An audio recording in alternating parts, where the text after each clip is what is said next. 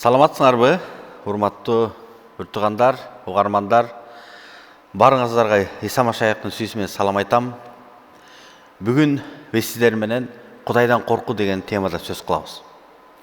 Эң алгач Сулаймандын акыл сөздөрү 15 бөлүм 16-17 аяттардан окуйм.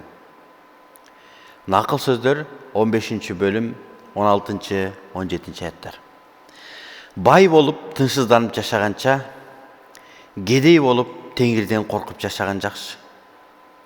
Жек көрүү бар жерде семиз буканын этин жегенге караганда, сүйүү бар жерде жашылчадан жасалган тамак жеген жакшы.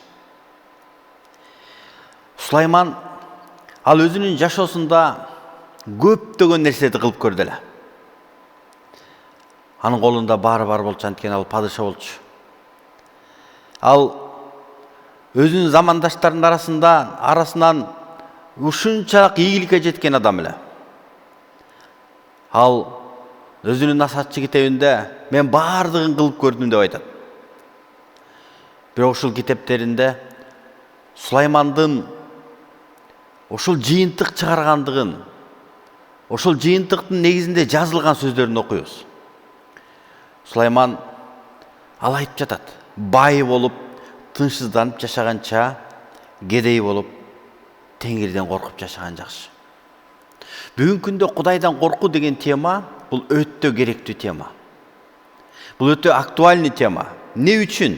Анткени биздин элибиздин арасында, адамдардын арасында Кудайдан коркуу деген нерсе жоголуп бараткандай. Кудайдан коркуу бул абдан жакшы нерсе. Ушул Кудайдан коркуу бул адамга абдан керек экендигин Сулайман жөнөкөй сөздөр менен түшүндүрүп жатат. Бай болуп тынчсызданып жашаганча, кедей болуп Теңирден коркуп жашаган жакшы. Жек көрүү бар жерде семиз буканын этин жегенге караганда, сүйүү бар жерде жашылчадан жасалган тамак жеген жакшы. Эгерде кайсы бир үйгө кирсең, тим эле буканын этинен жасалган тамак, бирок ал жакта сүйүү жок болсо, анын эч кандай кереги жок. Ал жерде жек көрүү бар, демек сенин тамагың аш болбойт деген сөз. Эгерде кайсы бир үйгө кирсең, ал жакта сүйүү бар болсо, ал жерде Кудайдан коркуу бар болсо, ал жакта Кудайды урматтоо бар болсо, анда ошол жерде отуруп алып жашылча болобу, же болбосо биздин кыргыз элибиз айткандай бир чөгүн чай ичсең, ошол эң маанилүү. Ошол Кудайга жагат. Демек Кудайдан коркуу деген тема бул абдан керек. Кудайдын сөзүндө Кудайдан коркуу деген теманы көп жолу кайталайт, көп жолу айтат. Ыйык жазууда ошол Кудайдан корккон адамдар жөнүндө кеп кылат. Ыйык жазуу адамдарды Кудайдан коркууга чакырат. Бирок Кудайдан корккон адам ким? Кандай адам Кудайдан коркот? Кудайдан корккон адам кандай иштерди кылат? Ыйык жазуу ошонун баардыгын ачып берет. Бирок баардыгы жөнүндө сүйлөшкөнгө биздин убактыбыз жетпейт. Бирок биз керектүү ошол Кудайдан коркуу эмне экендигин ачып бере турган чындыктар жөнүндө сүйлөшөлү. Ыйык жазууда Аюп деген пайгамбар бар деле. Ал пайгамбар жөнүндө Кудай өзү көйлөндүргөн болчу. Ал жөнүндө биз Аюп китеби 1 бөлүм 1 аяттан окуйбуз. Ус деген жерде бир адам болгон. Анын ысымы Аюп эле. Ал кемчиликсиз, адилеттүү, Кудайдан корккон, жамандыктан алыс жүргөн адам болчу. Кудай бул пайгамбар жөнүндө көйлөндүргөн. Демек бул адам эмне себептен бул адамды кемчиликсиз деп айтып жатат? Эмне себептен бул адамды адилеттүү деп? Анткени ал Кудайдан корккон адам болчу. Ал Кудайдан ушунчалык коркуп жашагандыктан, ал жамандыктан алыс жүргөн адам эле. Анын жеке жашоосунда ал жетим жесирлерге кам көргөн. Анын үйүнө келген адамга эшигин жаппаган, эшигин ачкан. Курсак ачкан адамга ал курсагын тойгузган адам болчу. Анткени бул адам Кудайдан корккон адам эле.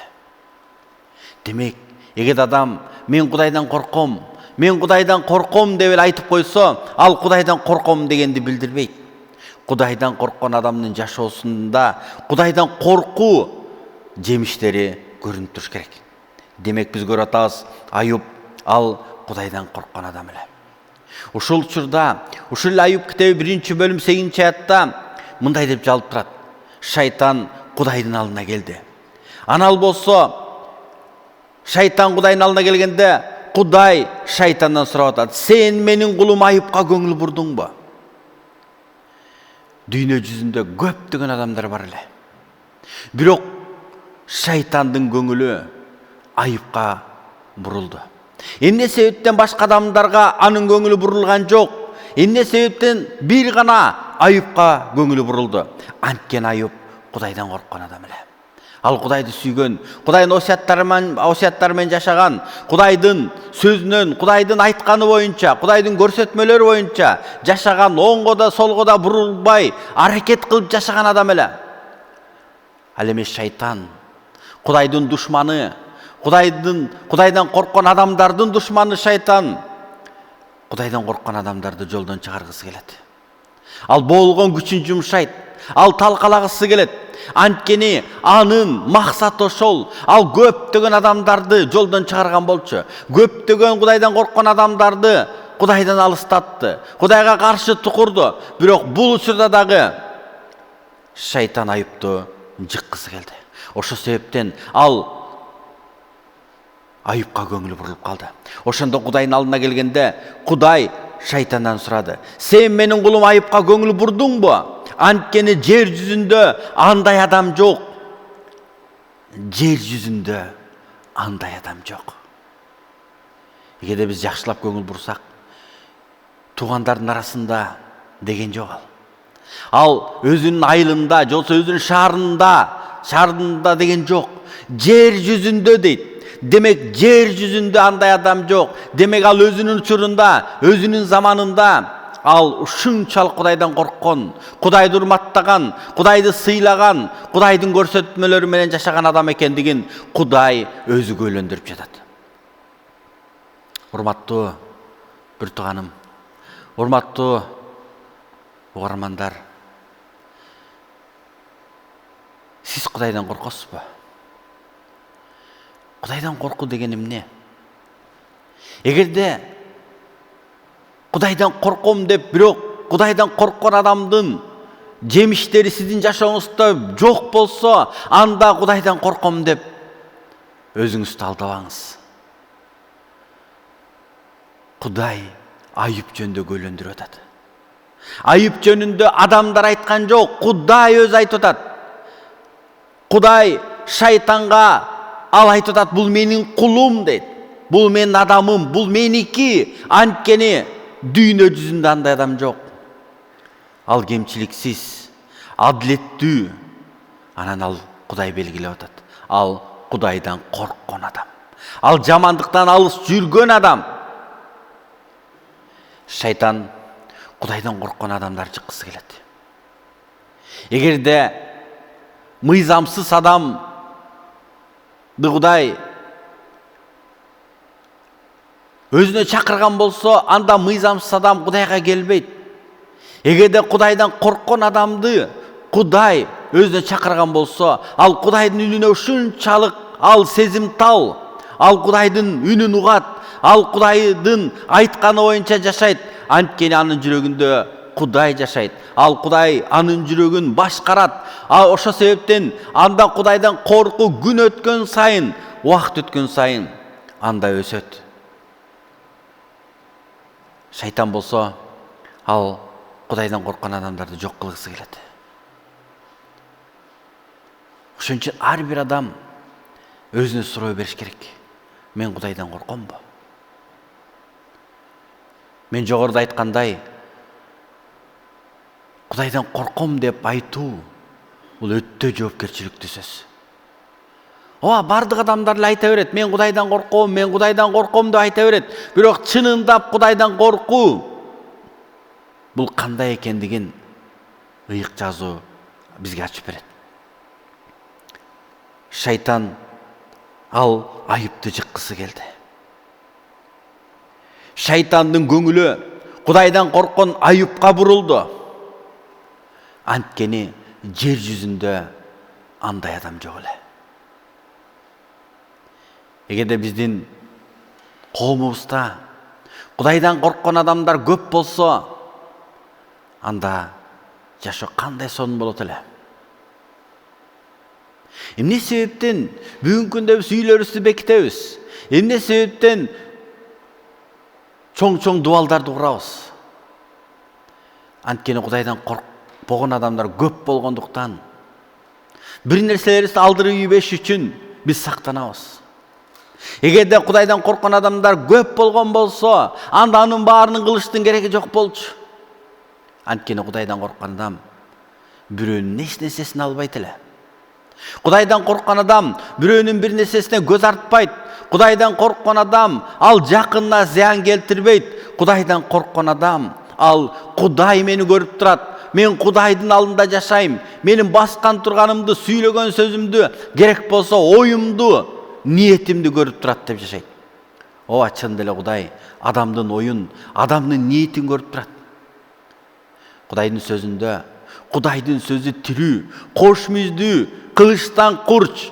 Ал жан менен рухту ажыратып, сөөктүн чучугуна чейин жетет. Ал ниеттерди жана ойлорду соттойт деп жазылып турат. Демек, Кудай адамдардын ниетин соттойт. Кудай адамдардын ойлорун билет. Кандай ойлоп атасың? Бирок Кудайдан корккон адам ал өзүнүн оюна да көңүл бурат. Ал өзүнүн ойлонуп жаткан ойлорун көзөмөлдөйт. Кудайдан коркуу бул абдан маанилүү. Ошондо шайтан Теңирге мындай деп айтып атат. Айып Кудайдан бекеринен коркот бекен. Карасаңыз, шайтан дайыма ал тукурганды, ал талкалаганды, бузганды жакшы көргөн. Шайтан бул жактан айыпты талкалаш үчүн ал Кудайга келди дагы, чын эле, жөн эле сенден коркот бекен ал. Анткени сен ага баарын берип атпайсыңбы? Сен анын тукумуна, анын колундагынын болгонун бардыгын коргоп койбодуңбу? Сен анын бардык ишине батаңды бербедиңби? Анын жер жайнаган малы бар. Ал жакшы жашайт. Анын телегеи тегиз. Мал десе малы бар. Үй десе үйү бар. Анын балдары бар. Анын ден соолугу бар. Анда баары бар. Сен берип аткандыгың үчүн ал сенден коркот. Сен бербей көрчү. Сен колуңду сунуп, анын колунда болгондун бардыгына колуңду тийгизип көрчү. Ал сени даңтаар бекен. Ал сенден коркот бекен.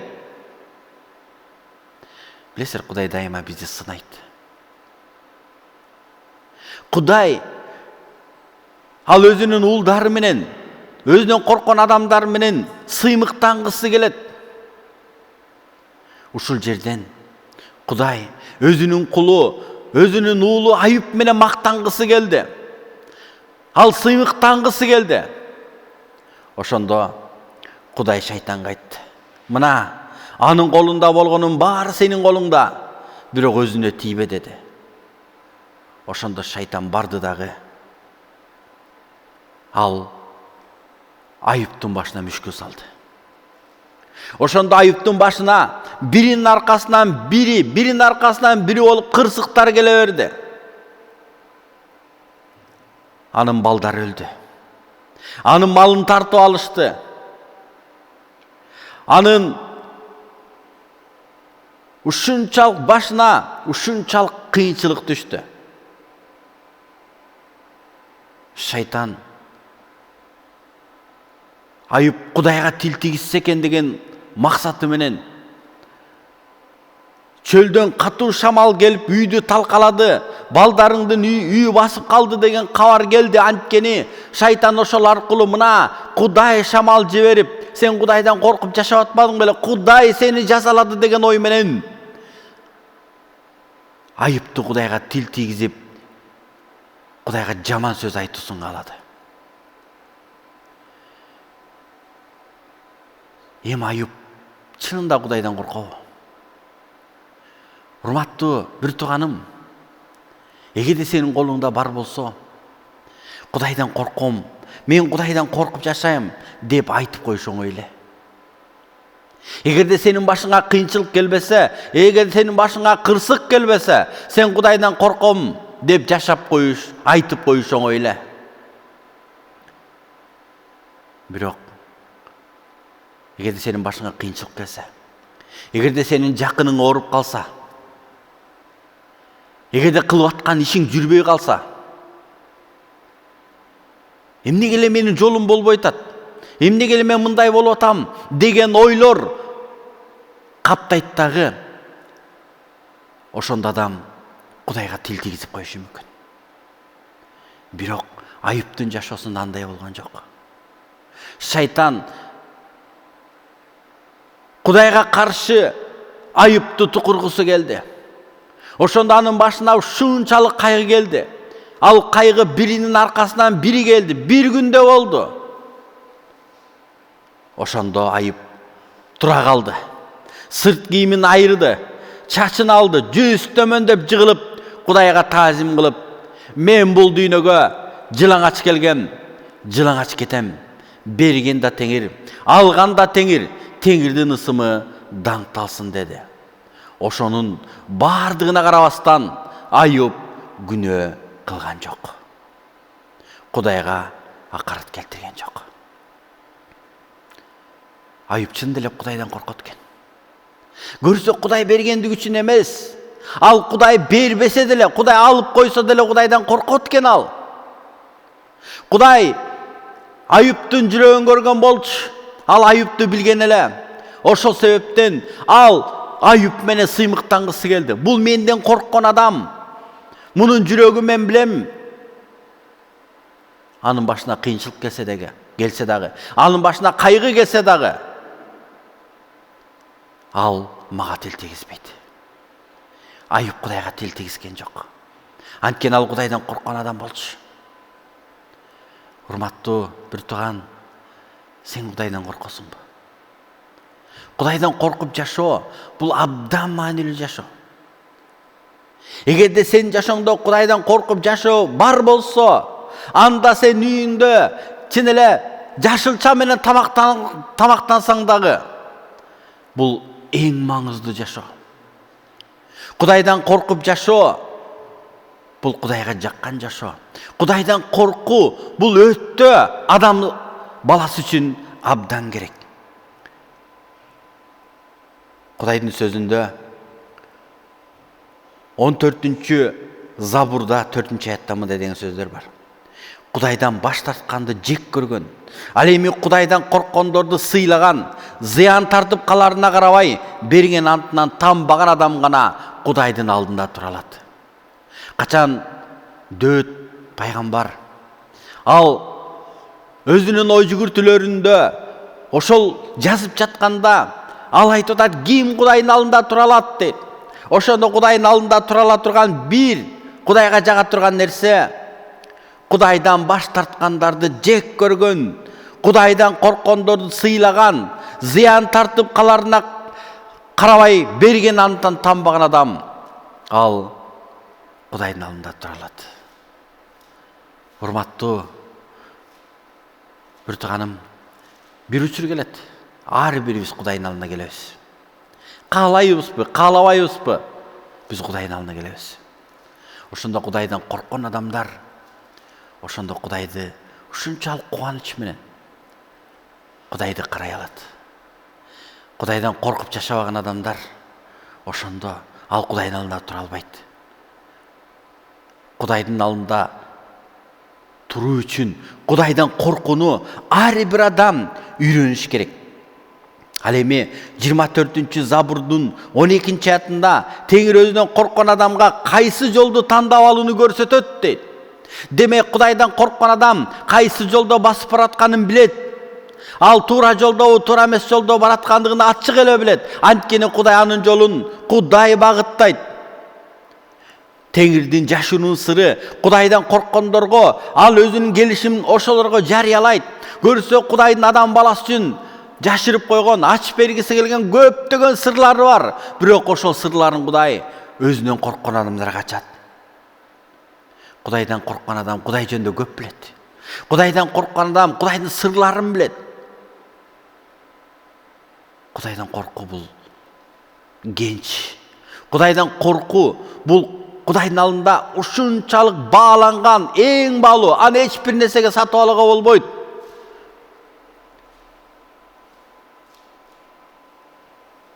Отузунчу Забурда 20-аятта сенде өзүңдөн корккондор үчүн сактап койгон, адам баласынын алдында өзүңө таянгандар үчүн даярдап койгон эң жакшы нерселер көп. Кудайдан корккон адамга Кудай эң сонун нерсени даярдап койгон. Кудай өзүнөн корккон адамдарды ал коргойт, сактайт, сыймыктанат ал адам менен. Ал адамдын жашоосун курат, ал адамды багыттайт, ал адамды шайтандын кол салууларынан сактайт. Ал зыян тартпайт.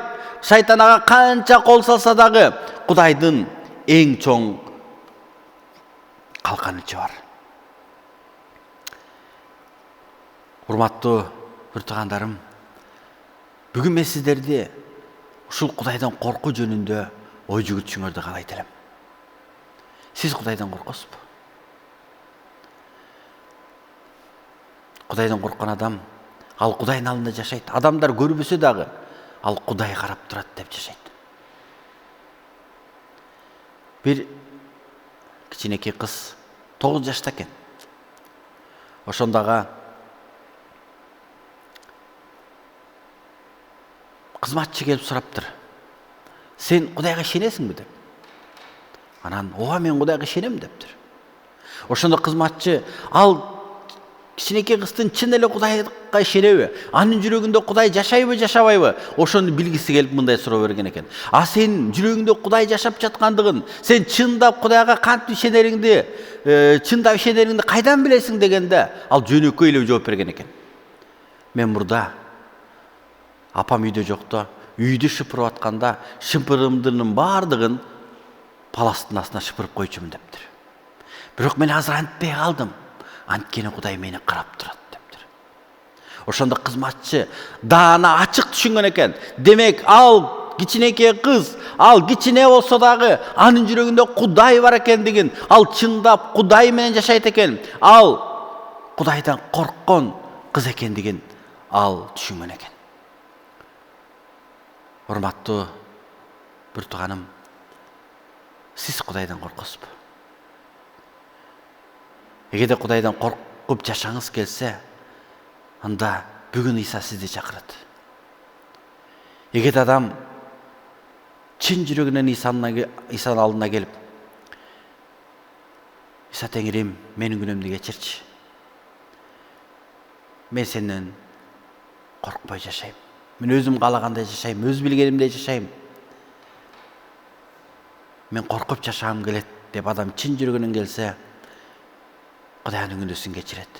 Анткени ыйык жазууда, эгерде күнөөлөрүбүздү мойнубузга алып ачык айтсак, ишенимдүү жана адилеттүү Кудай биздин күнөөлөрүбүздү кечирет жана ар кандай адилеттен тазалайт деп жазылып турат. Демек Кудай бүгүн сени күтүп жатат. Кудайдан коркуп жашоого Кудай ар бирибизди үйрөтсө экен. Амин.